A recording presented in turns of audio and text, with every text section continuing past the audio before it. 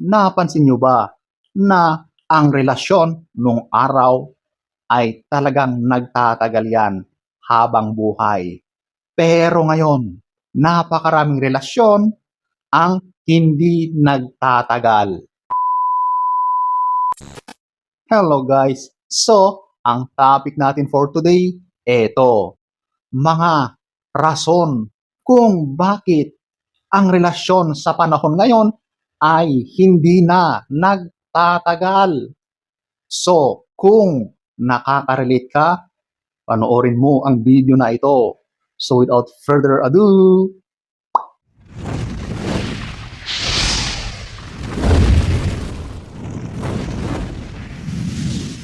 so, eto ating aalamin ang mga rason kung bakit hindi na nagtatagal ang mga relasyon ngayon. So, at number one, eto, technology. Technology has made everything very easy sa lahat. Napakaraming positibo benefits sa technology ngayon. Pero, ang dami rin itong negative sides, downsides ng technology, lalong-lalo na sa mga relasyon. Okay? Alam nyo, sa panahon ngayon, nako, sa lahat ng mga hindi magagandang nangyayari sa isang relasyon ay dulot ng teknolohiya na yan. Di ba? Alam natin na yung ways of communication ngayon ay napakadali, napakabilis, at very convenient. Di ba? At the click of a finger, ayan na, pwede mo nang makausap ang isang gusto mong makilala, ang matagal mo ng crush, ang pinagnanasaan mo na tao. Ganyan ang nangyayari ngayon. Reality tayo. Ito yung madalas nangyayari. Ang mga pagtataksil, ang mga cheating ay very rampant sa panahon ngayon. Napakaraming gumagawa niyan. Mapalalaki at babae. Napakadali kasi ang makipagkilala sa mga random na tao dyan, babae at lalaki. Swipe left, swipe right, napakaraming mga apps na maaring gamitin ng isang tao na naghahanap ng kalinga, naghahanap ng panandaliang aliw, naghahanap ng makakapagbigay sa kanya ng kanyang hinahanap. Kung napansin nyo, sa mga relasyon ngayon, kadalasan ilang taon lang yan, swerte pa kung abutin yan ng 5 taon na nagsasama pa sila. Madalas, naabot lang yan ng 1, 2 taon, wala na. Kasi, sigurado, meron at meron sa kanila ang meron ng kinakausap na iba on the side. Ganun po ang reality sa panahon ngayon. Hindi ko nilalahat, pero napakarami ang nasa ganitong kalagayan ngayon. Okay? So, ayan po ang number 1. Number 2, napakadali ng hanapin ang S or makipag-S sa iba. So, eto na naman, related ito sa nauna kong sinabi. Alam nyo, sa panahon ngayon, talagang dahil nga sa sobrang high-tech na, lahat ng ways of communication, napakadali na yan, di ba? Kahit sinong random na tao yan, pwede mong i-chat, pwede mong kausapin. So, sa pagdating din sa ganyang bagay, yung S, naku, napakaraming naghahanap niyan sa internet. At ito madalas ang tinatangkilik ng mga tao ngayon. Yung mga madaliang satisfaction na kanilang hinahanap sa usaping S, diyan sila naghahanap sa internet at napakarami dyan. Sa panahon ngayon, kahit okay naman yung mga mag-partner, pero minsan, naghahanap pa rin sila ng thrill, ng ibang excitement sa labas, dyan sila naghahanap. Meron pa nga, yung ibang mga couples, sumasali sa mga grupo na nag-e-endorse, pumapayag ng mga ganitong bagay kahit sila ay may mga partners na. So, ang mga ganyang pangyayari, ito na yung mga literal na nagpapalitan sila ng mga partner pero andyan yung mga consent nila. Yan ang isa sa mga uso ngayon, yung tinatawag na polyamory. Ayan po, maraming ganyan sa panahon ngayon. Of course, kagustuhan nila yan para sa kanilang satisfaction sa bagay na yan. Kaya, kung ganyan at ganyan ang nangyayari, ano na ang mangyayari sa relasyon? Wala na, di ba? Parang useless na.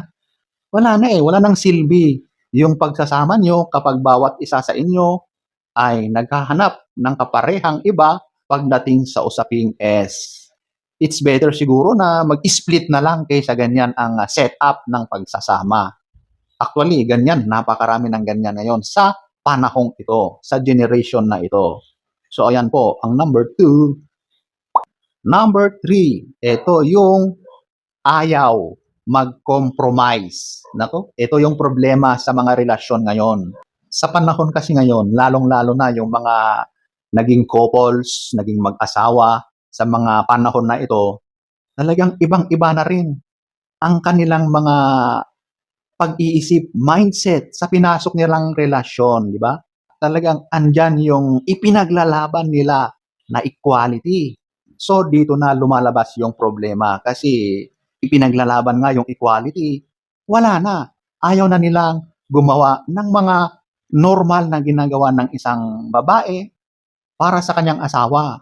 Ayaw na niyang magluto, ayaw na niyang maglinis ng bahay, ayaw na niyang mamalengke, maggrocery, kasi feeling niya nagiging yaya na daw siya. Ano ako? Yaya na ba ako? Ganyan ang pakiramdam nila.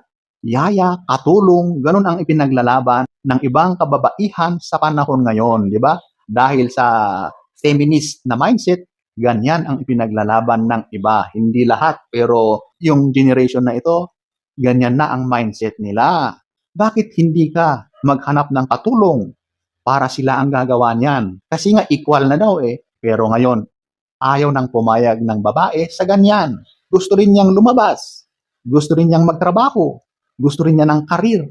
Walang masama po sa ganon. Pero, ang nagiging masama dyan, kapag yung mga literal na gawaing bahay na dapat naman ay ginagawa ng dalawa, pero mas madalas ginagawa ng babae, ay wala na. Pakiramdam nila, kapag sila ang gumawa noon, ay nagiging katulong na sila. Ganon ang pakiramdam nila. So, di ba, wala nang compromise. Kaya, nasisira yung relasyon nila. Pataasan na ng ihiyan. Pataasan na ng rights. Equal rights. Di ba?